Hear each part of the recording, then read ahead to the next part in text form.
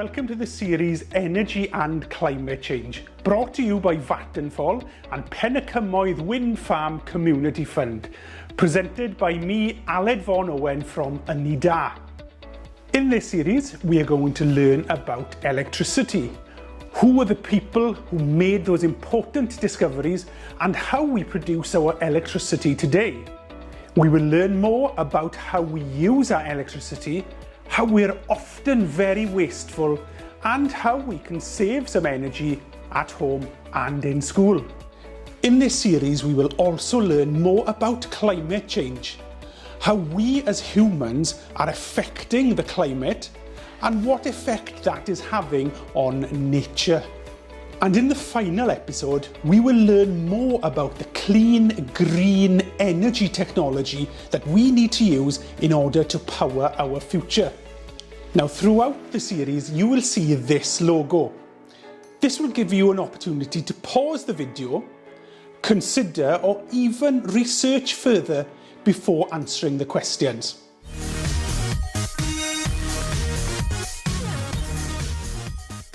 Question 1 is just a fun way just to see how much you already know about electricity.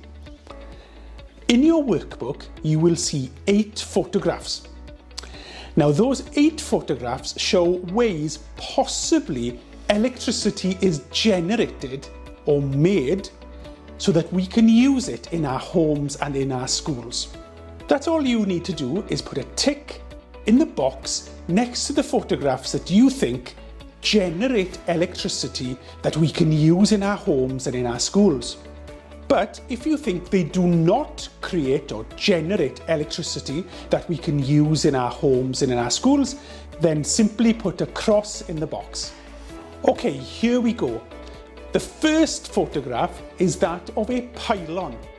Now, do electric pylons generate or make electricity that we can use in our homes or in our schools? Next, we have solar panels. Now, do solar panels generate electricity that we can use in our homes and in our schools? Next, we have a fireplace. Now, does the fireplace we have in our homes generate electricity that we can use in the home? This is using the power of water. Do we use water to create electricity that we can use in schools and in homes? Now, this building is known as a power station. Do power stations make electricity that we can use in homes and in our schools? Do batteries generate electricity that we can use in our homes and in our schools? Do wind turbines generate electricity that we use in homes and schools? And finally, lightning. Do we use the electricity in lightning to power our schools and our homes? When you're ready, that's all you need to do is put a tick next to the photographs that you think generate electricity for our homes, or put a cross next to those that do not generate electricity that we use in our homes and in our schools. Once you finish, we will go through the answers together. Remember, you can press pause and have a think, consider, or even look the answer up on the internet. Good luck, and I'll see you at the end.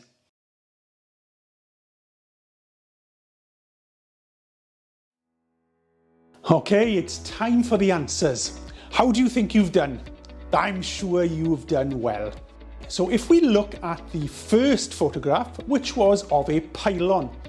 Now, pylons do not generate electricity for our homes and our schools. They simply carry the electricity from where it's made to where it's used. Solar panels do generate electricity, and we will learn more about these throughout the series. Our fireplace in our homes does not generate electricity for the home. It does, however, give us heat and light. We do use the power of water to generate electricity. This is known as hydroelectricity, and we'll look further at this later on in the series. Power stations do generate electricity for our homes and our schools. And in fact, this is where we generate most of our electricity at the moment. Batteries do not generate electricity for our homes and our schools. They simply store electricity that we can use somewhere else or at another time. Wind turbines do generate electricity, and we will learn more about these further along in the series. And lightning, unfortunately, does not generate electricity for our homes and our schools. Although it is a type of electricity, it is not one that we can use to power buildings.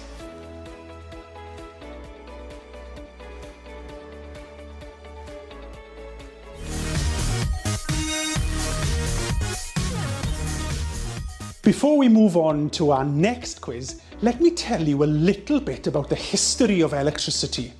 The first important discovery around electricity was made by a man called Benjamin Franklin. A long time ago, Benjamin Franklin was experimenting with a kite. And during a thunderstorm, he discovered that lightning, in fact, was a form of electricity.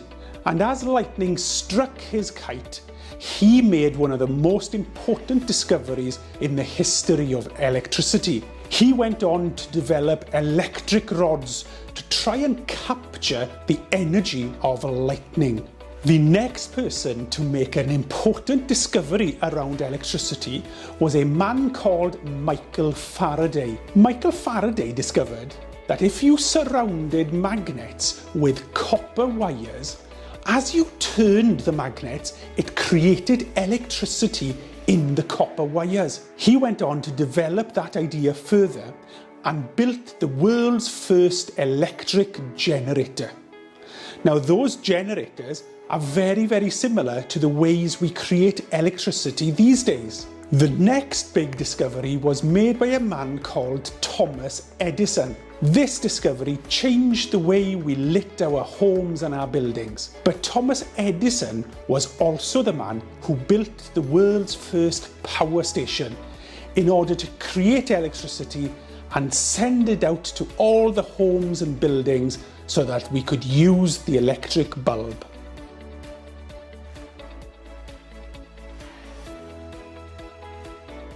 In order to fully appreciate how electricity is used, we need to understand how it is made. Now, here's a little diagram that shows a simple power station. Now, all power stations are pretty much a big tank of water, and we heat that water up until it turns into steam. Now, that hot steam travels along pipes until it reaches what's known as a turbine. Now, you may be familiar with the word wind turbine, and that simply describes the fact that wind turns blades to create electricity.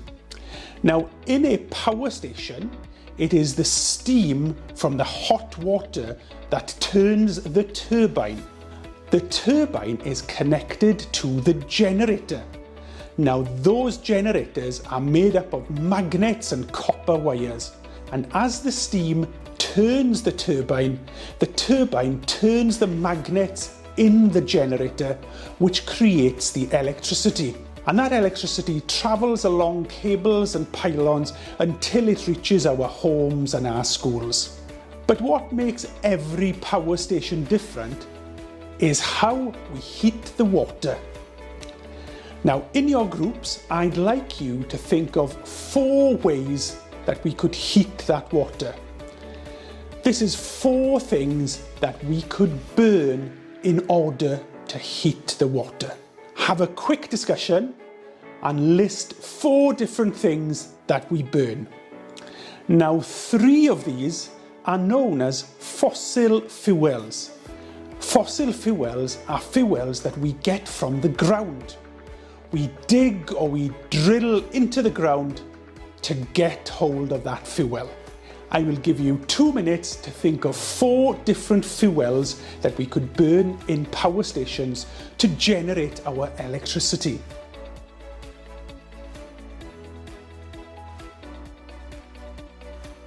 Okay, it's time for the answers. The first fossil fuel that we burn in power stations is gas. The second form of fossil fuels that we burn in power stations is coal. The third fossil fuels we burn in power stations is oil. And the last form of fuel, which is not a fossil fuel, is biomass. And biomass is made up of wood or plants.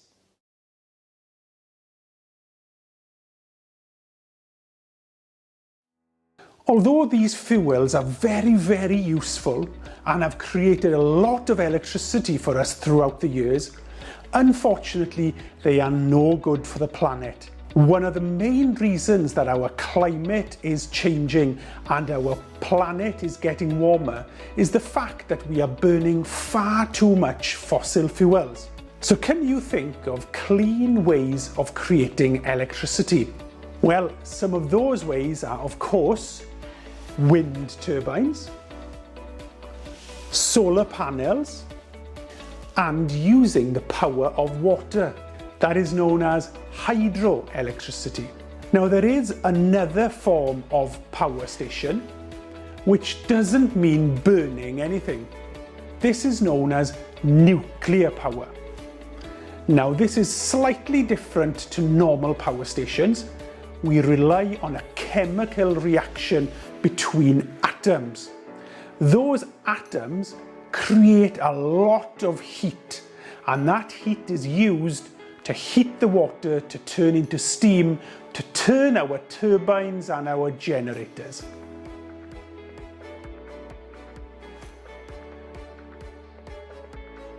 In this next quiz, you are going to try and research how our electricity is made in the UK.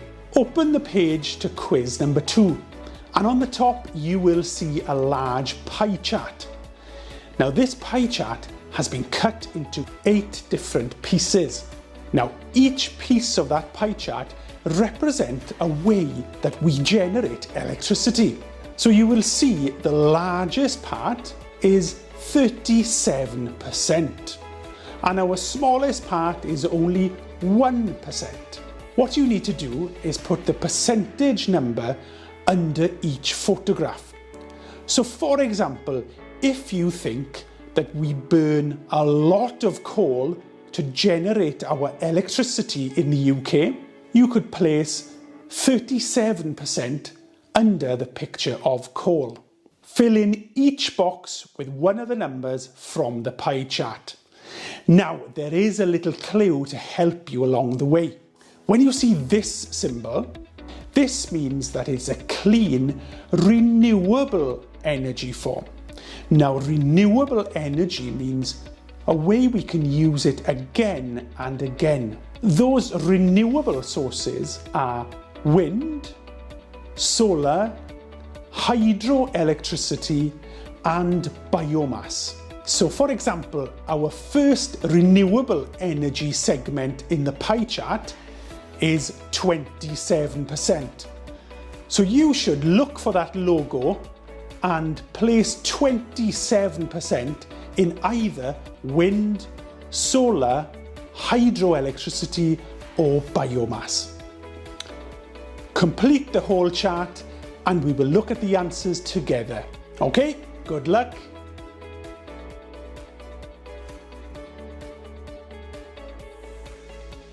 Okay, it's time for the answers. This was not an easy quiz, so well done for trying. The largest segment on our pie chart was 37%, and that represents our gas power stations. Next, we had 27%. And as you remember, this had a logo on it that meant it was one of the renewable energies. Therefore, 27% was our wind energy. Next on our chart was 16%. And 16% of our electricity is made by nuclear power. 10% of our electricity comes from biomass power. 3% of our electricity comes from hydroelectric. 3% also comes from burning coal. 2% of our electricity comes from solar panels. And only 1% of our electricity is made by burning oil.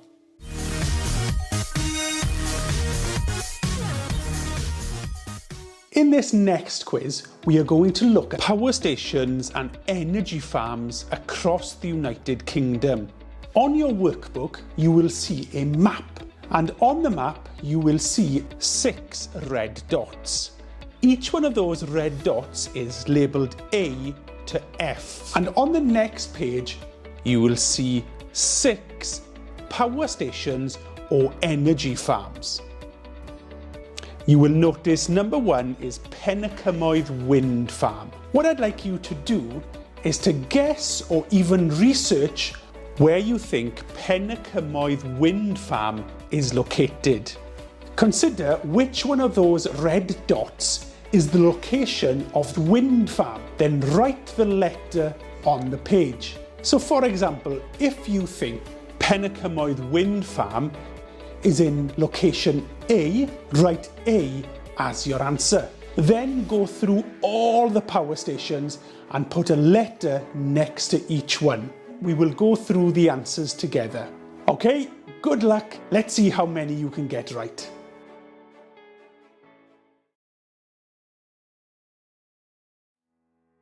Okay, it's time for the answers. Penycymoedd Wind Farm is in location C.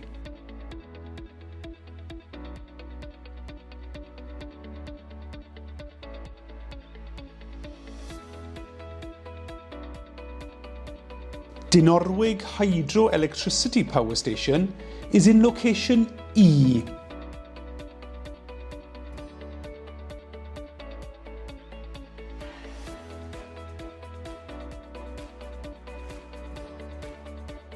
Sizewell Nuclear Power Station is in location B.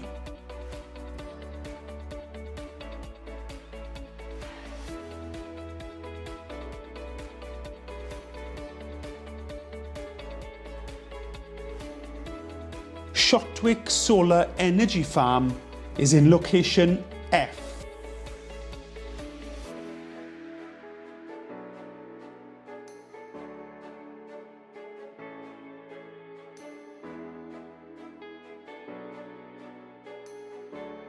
Drax Biomass Power Station is in location A.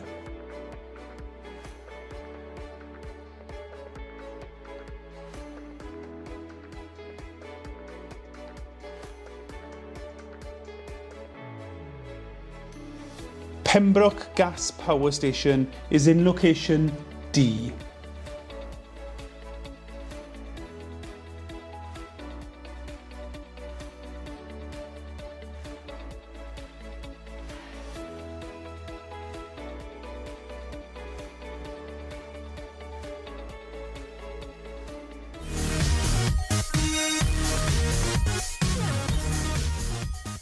In quiz number 4, we're going to recap all we've learnt in this episode. You will need to complete the crossword with the clues that you were given on your workbook. 1 down, which form of power provides the United Kingdom with 27% of its electricity? 2 across, what is another word for using the power of water to create electricity?